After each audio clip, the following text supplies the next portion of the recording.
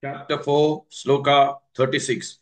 Api chedasi papebhyah, api chedasi papebhyah, api chedasi papebhyah, sarvebhyah papakrittamah, sarvebhyah papakrittamah, sarvebhyah papakrittamah, api chedasi papebhyah, sarvebhyah papakrittamah, अपि चेदसि पापेभ्यः सर्वेभ्यः पापकृत्तमः अपि चेदसि पापेभ्यः सर्वेभ्यः पापकृत्तमः अपि चेदसि पापेभ्यः सर्वेभ्यः पापकृत्तमः अपि चेदसि पापेभ्यः सर्वेभ्यः पापकृत्तमः सर्वं ज्ञानप्लवेनैव सर्वं ज्ञानप्लवेनैव सर्वं ज्ञानप्लवेनैव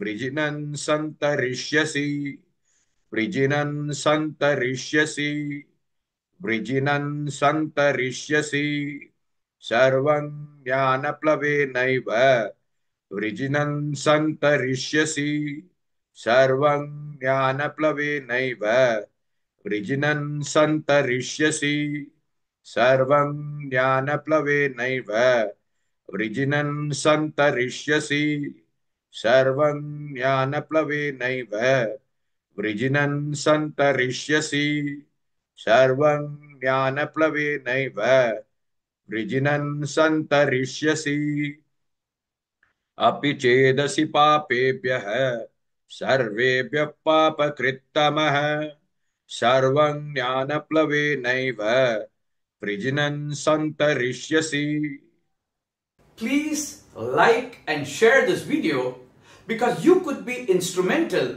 in helping someone around the world recite the Srimad Bhagavad Gita, thereby helping them to have a life of unending opulence, victory and prosperity.